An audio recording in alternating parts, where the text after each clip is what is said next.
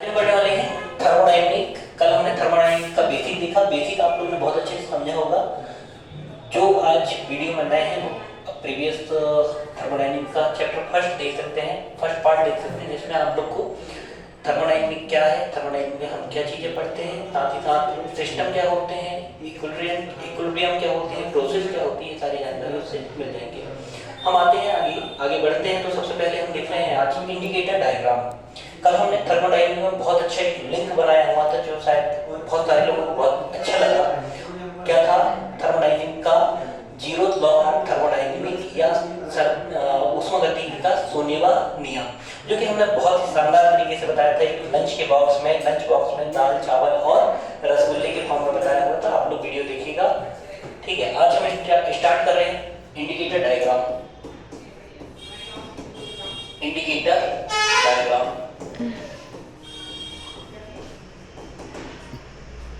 Indicator diagram या सूचक आरेख। इंडिकेटर डायग्राम या सूचक आरेख। इंडिकेटर डायग्राम या सूचक आरेख क्या होता है? जो थर्मोडायनेमिक वेरिएबल्स होते हैं, थर्मोडायनेमिक वेरिएबल्स क्या होते हैं? टी भी और टी। टी भी और टी में किसी दो वेरिएबल्स को लेकर, अगर हम किसी दो वेरिएबल्स को लेकर ग्राफ बनाते हैं तो ये ग्राफ किसको रिप्रेजेंट करता है? इंडिकेटर डायग्राम को रिप्रेजेंट करता है। या ये आरेख किसको रिप्रेजेंट करता है? सूचक आरेख को रिप्रेजेंट करता है। जैसे कि हम यहाँ पर ग्राफ को ड्रॉ कर रहे हैं परपेंडिकुलर लाइन पे, y एक्सिस में हमारे पास है P प्रेशर और हॉरिजॉन्टल लाइन पे है V वॉल्यूम। इनके बीच में अगर हम ग्राफ को ड्रॉ करते हैं तो ये किसको रिप्रेजेंट करता है? इंडिकेटर डायग्राम को। A पॉइंट है, इनिशियल पॉइंट इसका प्रेशर है P1, V1 इसका वॉल्यूम है, B इसका B पॉइंट है, B पॉइंट पर क्या है? प्रेशर P2 और वॉल्यूम है V2। क्लियर हुआ? अब हम बात करते हैं कि इसका स्लोप जो है डाउनवर्ड है। इसका जो स्लोप है वो क्या है? डाउनवर्ड है। सबसे पहले नंबर पे A पॉइंट है, A पॉइंट के बाद B पॉइंट है, A पॉइंट के बाद B पॉइंट है। A पॉइंट पर हमारा स्लोप क्या है? ऊपर है, ग्रेटर देन है, और B पॉइंट पे क्या है? लेस देन है। हम देख रहे हैं कि P1 से जो प्रेशर वो किसमें कन्वर्ट हो रहा है? P2 में, और V1 से वॉल्यूम कन्वर्ट हो रहा है V2 में। ऐसा इसलिए हो रहा है, इसके पीछे का लॉजिक है, बॉयल का रूल हमने पढ़ के आए हैं। बॉयल्स रूल या बॉयल्स का लॉ पढ़ के आए हैं हमने। किसके लिए? गैसेस के लिए। तो बॉयल्स लॉ के अकॉर्डिंग हम लिखते हैं, बॉयल्स लॉ के अकॉर्डिंग लिखते हैं P inversely proportional to V। Boyle ने बताया था कि जो प्रेशर होता है वो आयतन के व्युत्क्रमानुपाती होता है, जो दाब होता है वो आयतन के क्या होता है? व्युत्क्रमानुपाती, या pressure inversely proportional to V volume. इसको हम डेली लाइफ स्टाइल में समझते हैं। हमारे पास दो बलून है, आज वैलेंटाइन डे है तो बहुत अच्छे से समझ में आएगा। ये हमारे पास हार्ट शेप बलून है, और अगर वैलेंटाइन डे नहीं होता तो आप कनेक्ट अच्छे से नहीं कर पाते शायद। ये हार्ट शेप बलून है, और एक बलून है हमारा ये सिंपल बलून है, ये इतना बड़ा बलून है एक, ठीक है। दोनों बलून की बात करते हैं। इस बलून का जो है वो क्या है? वॉल्यूम ज्यादा है, इस बलून का वॉल्यूम कम है। हम 3 फूंक मारते हैं दोनों के दोनों बलून में। हमारे पास दोनों बलून खाली पोजीशन पे रखे हुए हैं। जैसे हम मान लेते हैं कि ये दो बलून है हमारे पास, एक बलून ये, एक बलून ये, दोनों में हम 3 फूंक मारते हैं। 3 फूंक से ज्यादा हम नहीं फूकेंगे। तो ये जनरली है प्रेजेंटेशन कि हम सोच के लिखते हैं 3 फूंक मारते हैं। पहले वाले के लिए 3 फूंक मार लेंगे, 3 फूंक के बाद ये देखेंगे, इसमें भी 3 फूंक मारेंगे। तीनों के बाद हम नोटिस करेंगे कि इसका जो वॉल्यूम है, इसका वॉल्यूम क्या था? हार्ट शेप का बलून का वॉल्यूम क्या था? कम, और इस वाले का वॉल्यूम क्या था? ज्यादा। जिसका ज्यादा होगा उसमें कोई ज्यादा अंतर नहीं आएगा, उसका जो सरफेस है वो उठा हुआ नहीं लगेगा। बट यहाँ पे हार्ट शेप का जो सरफेस है वो हल्का सा उठेगा। क्यों उठा? क्योंकि यहाँ पर इसका क्या है? वॉल्यूम जो है कम है। वॉल्यूम कम है तो क्या होगा? प्रेशर ज्यादा। वॉल्यूम कम है तो प्रेशर क्या होगा? ज्यादा। और वॉल्यूम क्या है? ज्यादा, तो प्रेशर क्या होगा? कम। वॉल्यूम ज्यादा है तो प्रेशर क्या होगा? कम। तो यहाँ पर जो है फर्स्ट वाले का जो वॉल्यूम है वो कितना हो जाएगा? P1। फर्स्ट वाले का जो प्रेशर है वो P1, सेकंड वाले का प्रेशर कितना है? P2। तो P1 प्रेशर क्या है? P1 प्रेशर P2 प्रेशर से ज्यादा है फर्स्ट वाले का। सेकंड V1 वॉल्यूम जो है वो कम है किससे? V2 वॉल्यूम से। मतलब कि हार्ट शेप का जो बलून था उसका वॉल्यूम कम है कितने? नॉर्मल बलून के वॉल्यूम से। ठीक, आगे बढ़ते हैं। इंडिकेटर डायग्राम हमने समझ गया कि ये डाउनफॉल क्यों आता है, क्योंकि यहाँ पर किसका लॉ यूज होता है? बॉयल का लॉ यूज होता है, या बॉयल का नियम यूज होता है। ठीक, बॉयल के नियम के अनुसार जो दाब होता है वो आयतन की व्युत्क्रमानुपाती होता है। ठीक, आगे बढ़ते हैं। नेक्स्ट नंबर पे हम देखते हैं थर्मोडायनेमिक इंडिकेटर डायग्राम पढ़ लिए। इंडिकेटर डायग्राम के बाद हम देखते हैं work done during expansion. Work done during expansion, work done during expansion.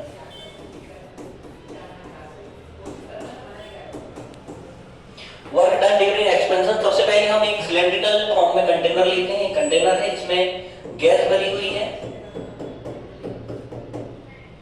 Cylindrical form में हमने के लिए कंटेनर लिया, इसमें गैस भरी हुई है और इसमें एक पिस्टन लगा हुआ है। ये पिस्टन हो गया, इसे भी हम बहुत अच्छी तरीके से अभी समझने वाले हैं। ये पिस्टन हो गया। ठीक, इस साइड पे हमारे पास क्या है, गैस भरी हुई है।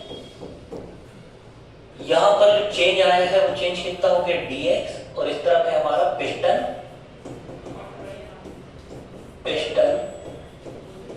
तो ये जो पिस्टन एरिया है वो क्या होता है, सराउंडिंग होता है। और जो गैस में जो होते हैं मॉलिक्यूलर और एटम्स होते हैं, मॉलिक्यूलर और एटम्स का जो ग्रुप होता है, मॉलिक्यूलर और एटम्स का ग्रुप है, इसको क्या बोलते हैं, सिस्टम बोलते हैं। क्या बोलते हैं, सिस्टम। आगे बढ़ते हैं। हम देख रहे हैं इसको ऐसे डायग्राम से तो कुछ समझ में नहीं आ रहा, तो हम इसको डेली लाइफ स्टाइल में जोड़ते हैं। और सबसे पहले देखते हैं हम लोग ने, आप लोग बच्चे लोग हैं तो आपने बचपन में क्या हुआ, साइकिल चलाया है और आप लोग अभी करेंटली कहीं ना कहीं साइकिल से जुड़े हुए हैं। इसका एग्जांपल आप बहुत अच्छे समझ सकते हैं। तो आपने देखा है पंप होता है हवा भरने का, तो उसमें जो ऊपर वाला हैंडल होता है वो क्या हो गया, पिस्टन हो गया। तो जैसे ही आप पंप को दबाते हैं हवा निकल के टायर पे जाती है, तो वो जो एरिया है जिस पर ये जो गैस भरी हुई है वो एरिया क्या हो गया, हमारा सिस्टम हो गया। क्या हो गया, सिस्टम। साथ ही साथ जितना दबा रहे हैं, जैसे कि हम यहाँ पर यहाँ से यहाँ तक लाने में इसमें कितना कार्य करे हैं, dx, मतलब कितना कार्य किए हैं, dw कार्य किए हैं। और डिस्प्लेसमेंट कितना हो गया है, dx। डिस्प्लेसमेंट कितना हो गया है, dx। तो अगर हम वर्क की बात करें तो कंप्लीट वर्क इक्वल क्या हो जाएगा, वर्क इक्वल हो जाएगा force into displacement, force into displacement. ये यहां पे हमने पिस्टन को दबाया तो गैस यहां से कहां आ गई, इतने एरिया में कवर अप हो गई। पहले इतनी जगह तक फैली हुई थी, हमने ये दबाया तो कहां तक आ गई, यहां तक आ गई। और कितना एरिया कम हुआ है, dx एरिया कम हुआ, मतलब कितना डिस्प्लेसमेंट हुआ है, dx डिस्प्लेसमेंट हुआ। अगर हम देखें यहां से यहां तक लाने में किया गया कार्य कितना है, अल्प कार्य है, माइनर वर्क है, कितना हो जाएगा, dw। तो dw इक्वल हो जाएगा फोर्स इनटू डिस्प्लेसमेंट कितना है, dx। डिस्प्लेसमेंट कितना है, dx। आगे बढ़ते हैं। तो फोर्स तो लगता नहीं है गैस में, हमेशा क्या लगता है, फोर्स तो नहीं लगता। गैस में फोर्स की जगह क्या यूज होता है, प्रेशर। क्या यूज होता है, प्रेशर। प्रेशर इक्वल होता है force upon area. Pressure equal होता है फोर्स अपॉन एरिया। हम यहाँ पर किसकी वैल्यू निकालना चाह रहे हैं, फोर्स की वैल्यू निकालना चाह रहे हैं, तो इसका क्रॉस मल्टीप्लिकेशन कर देंगे। प्रेशर इनटू एरिया इक्वल हो जाएगा force. Pressure into area equal हो जाएगा फोर्स। इस वैल्यू को हम यहाँ पर इक्वेशन फर्स्ट में पुट कर लेंगे, क्या हो जाएगा, dw equal pressure into area. Pressure into area किसकी वैल्यू हो जाएगी, फोर्स की वैल्यू हो जाएगी। पुट कर लेंगे, क्या हो जाएगा, P into A into dx। आगे बढ़ते हैं। तो हम देख पा रहे हैं यहाँ पर एरिया इनटू dx लिखा हुआ है। क्या लिखा है, एरिया इनटू dx। हम बात कर रहे हैं वॉल्यूम की। किसकी बात कर रहे हैं, वॉल्यूम की। वॉल्यूम इक्वल क्या होता है, अगर मान लो जो हमारे पास वैल्यू है वो क्या है, जैसे कि कमरा है, कमरा किसके फॉर्म में, क्यूबिक फॉर्म में। किस फॉर्म में है, क्यूबिक फॉर्म में है। तो क्यूबिक फॉर्म में होने पे अगर हम इसको लेके चलते हैं तो क्या है, L into B into H। इसका वॉल्यूम कितना हो जाएगा, length into width into height. माना इसमें कितना 2000 लीटर पानी इसमें स्टोर हो पा रहा है। तो सबसे पहले पानी कहाँ जाएगा, फर्श पे। जो टाइल्स लगी हुई है इसमें जाएगा। फर्श क्या है, होता है हमारा, फर्श होता है रेक्टेंगल फॉर्म में। और रेक्टेंगल का एरिया कितना होता है, length into width, length into width. अब ये जो पानी है, पानी स्टोर करना है, वाटर स्टोर करना है, कहां तक जाएगा, H मैक्सिमम हाइट तक जाएगा। किस हाइट तक जाएगा, मैक्सिमम हाइट H तक जा रहा है। पर प्रॉब्लम एक क्रिएट हो रही है कि अगर हमारा जो H है वो क्या हो, चेंजेबल फॉर्म में। जैसे इतनी हाइट तक हमारा जो है कितना लीटर लग रहा था, 2000 लीटर। अगर इसकी हाइट को डबल कर दें तो कितना हो जाएगा, 4000 लीटर पानी इसमें क्या हो सकता है, स्टोर हो सकता है। तो हाइट के अकॉर्डिंग क्या चेंज होते जा रहा है, लेंथ इनटू विड्थ क्या हो जाएगा, एरिया इनटू हाइट के अकॉर्डिंग क्या चेंज होते जा रहा है, इसका वॉल्यूम चेंज होते जा रहा है। मतलब कितना है, एरिया कितना हो जाएगा, A इनटू dx हो जाएगा। एरिया कितना हो जाएगा, A। और dx क्या हो जाएगा, इसकी हाइट क्या रिप्रेजेंट कर रही है, d क्या रिप्रेजेंट कर रहा है, डिफरेंशिएशन को, मतलब कि परिवर्तनशील, जो उसकी हाइट है वो क्या है, परिवर्तनशील है।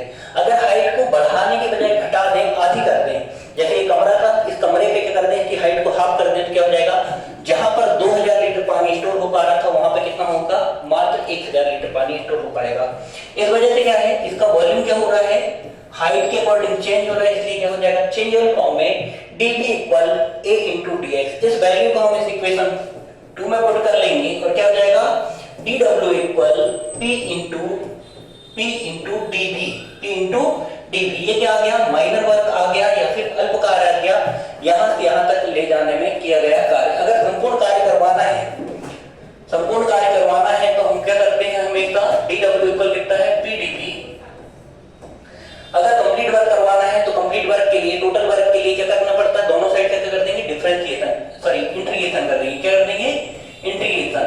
अगर हमें सम करना है तो क्या कर देंगे, प्लस करना है या बढ़ाना है तो क्या करेंगे, इंटीग्रेशन या समाकलन, और घटाना है माइनस करना है तो क्या करते हैं, डिफरेंशिएशन। क्या करते हैं, डिफरेंशिएशन। या कर देंगे हम इंटीग्रेशन कर देंगे, इंटीग्रेशन के लिए क्या हो जाएगा, dw equal integration p dt।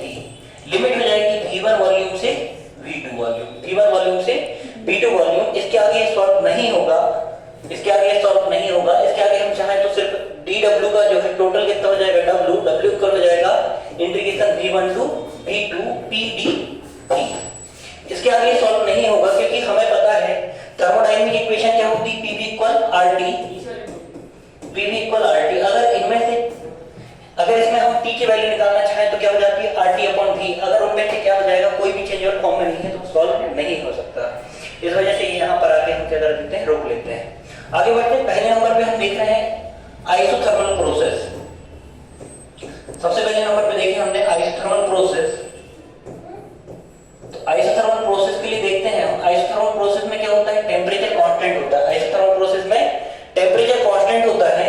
तो ये हो गया हमारा टेम्परेचर कांस्टेंट, टेम्परेचर हो गया कांस्टेंट, और pv इक्वल होता है RT। pv इक्वल होता है RT। तो इसके लिए हम अगर कर्व बनाएं तो कर्व कुछ ऐसे बनेगा, ये हो गया v, इस साइड हो गया y एक्सिस में हो गया t, x एक्सिस में हो गया v। दोनों के लिए अगर हम कर्व बनाएं तो ये भी डाउनवर्ड जाएगा, t1, t2 एंड t3। यहाँ पे सबसे ज्यादा जो वैल्यू है वो किसकी हो जाएगी, टेम्परेचर की, t1 की, t1 फिर t2 फिर t3। आगे बढ़ते हैं, pv इक्वल क्या आ गया, RT। pv इक्वल आ गया RT। यहाँ पर r की वैल्यू कितनी होती है, 8.31। r की वैल्यू होती है 8.31 और t जो है वो भी कांस्टेंट है। t क्या है, कांस्टेंट। t अगर कांस्टेंट होता है तो कर्व को आगे सॉल्व करते हैं हम। pv इक्वल क्या आया था, RT। दोनों है कांस्टेंट, इसके लिए क्या निकाल लेंगे, डिफरेंशिएशन निकाल लेंगे। तो डिफरेंशिएशन कितना हो जाएगा, डिफरेंशिएशन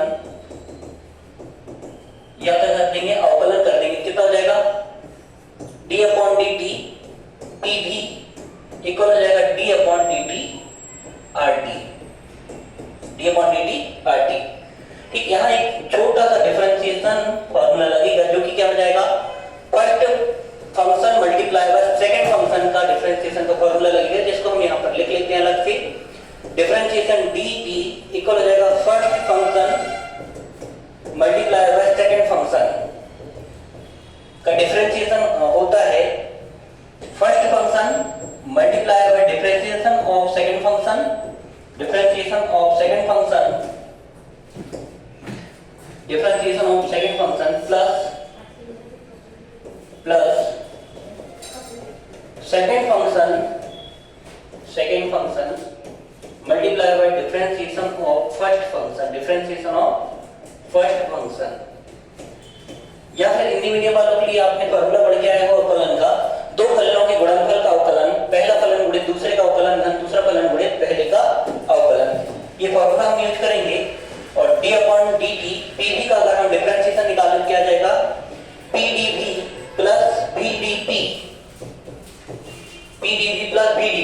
एक और हमारे पास फॉर्मूला है d/dx। अगर यहाँ पर क्या जाता है, कांस्टेंट आ जाते हैं, कांस्टेंट वैल्यू जो कि क्या होती है टाइम के अकॉर्डिंग चेंज ना हो, तो क्या हो जाएगा उसका वैल्यू, हमेशा डिफरेंशिएशन कांस्टेंट की डिफरेंशिएशन निकालने पे क्या वैल्यू देता है, हमेशा 0 देता वैल्यू। क्या देता वैल्यू, 0।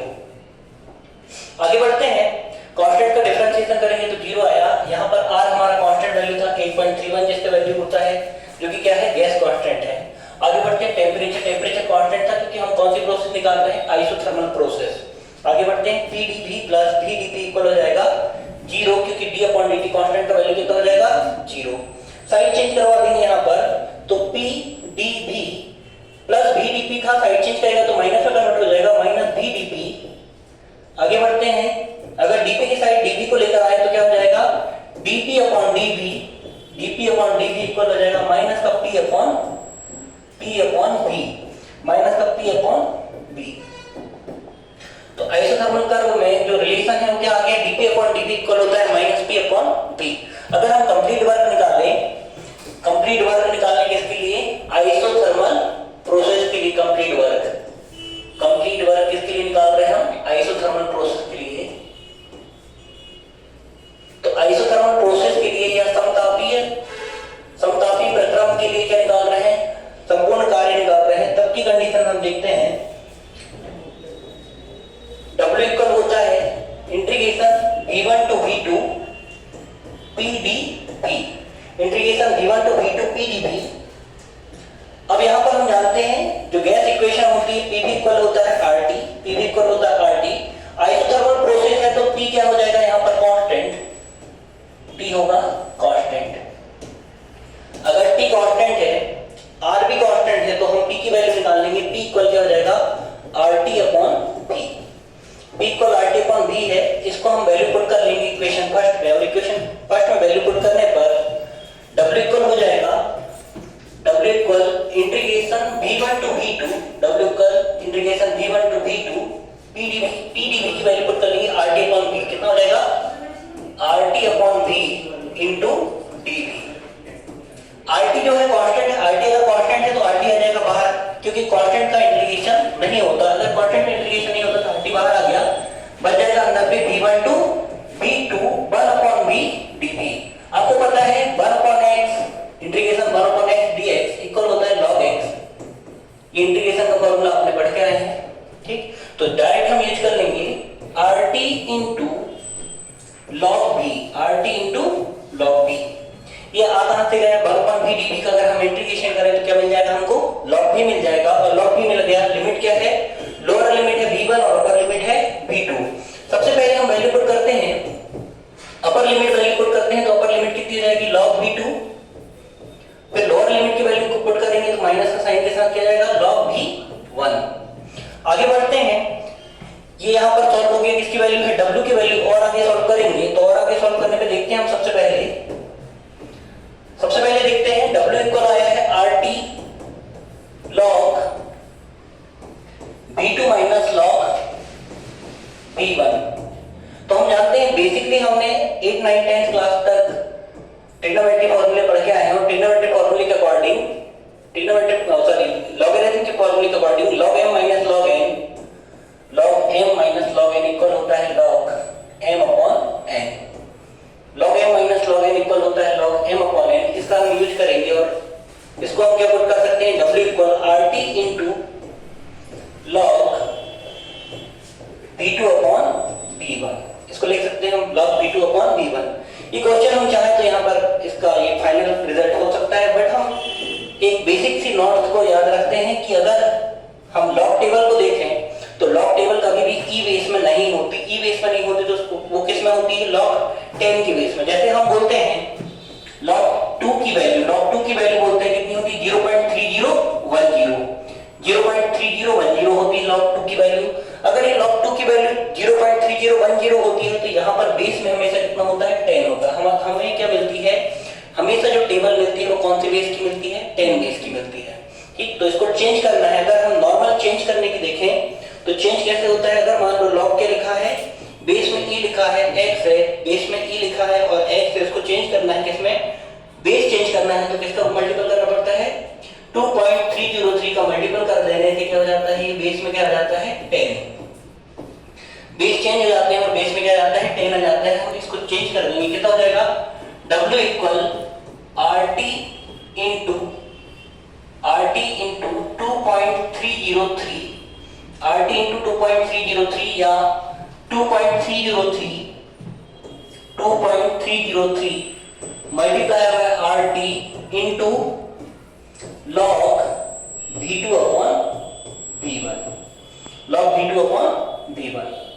ये फाइनल रिजल्ट आ गए कंप्लीट वर्क के लिए, आइसोथर्मल प्रोसेस के लिए। कल हम जो पढ़ने वाले हैं एडियाबेटिक प्रोसेस के लिए कंप्लीट वर्क निकालेंगे, एडियाबेटिक कर्व पढ़ेंगे, उसके बाद हम इसके और दो और पार्ट में इस चैप्टर को कंप्लीट करेंगे। आगे बढ़ते हैं तो नेक्स्ट नंबर पे हम देखते हैं कि जस्ट बाद थर्मोडायनेमिक का first equation,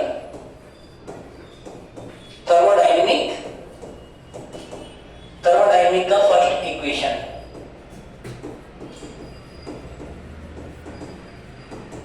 thermodynamic first equation, thermodynamic के फर्स्ट इक्वेशन के अकॉर्डिंग डी के इक्वल होता है du प्लस dw। तो थर्मोडायनेमिक के फर्स्ट इक्वेशन के अकॉर्डिंग अगर कोई सिस्टम में हम वर्क करवाते हैं तो क्या होती है, जो हीट एनर्जी होती है, कंप्लीट हीट एनर्जी के दो पार्ट में डिवाइडेशन होते हैं। पहला होता है उसकी इंटरनल एनर्जी पार्ट में और सेकंड डिवाइडेशन होता है उसको कंप्लीट वर्क के फॉर्म में। अब ऐसे तो ये थर्मोडायनेमिक का फर्स्ट इक्वेशन समझ में नहीं आएगा, तो हम इसको डेली लाइफ स्टाइल से जोड़ लेते हैं। अगर हम खाना खाते हैं, माना कोई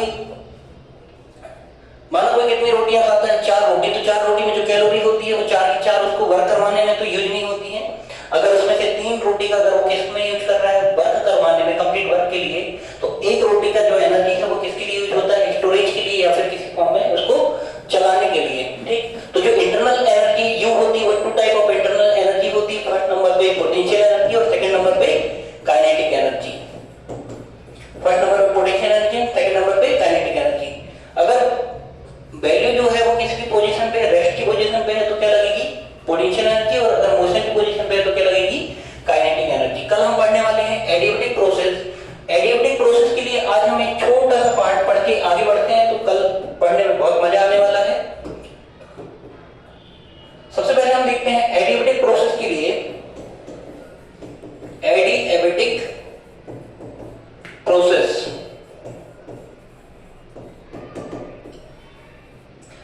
एडियाबेटिक प्रोसेस में क्या होता है, हीट एनर्जी ट्रांसफर नहीं होती, हीट एनर्जी ट्रांसफर नहीं होती, हीट एनर्जी क्या होती है, कांस्टेंट या ट्रांसफर नहीं होती। तो इसलिए हम सबसे अच्छा एग्जांपल देख सकते हैं, बलून होता है। अगर हम बलून की बात करें तो बलून से अगर क्या हो जाए, हीट एनर्जी इंटर हो जाए, हीट एनर्जी इंटर हो जाए, या फिर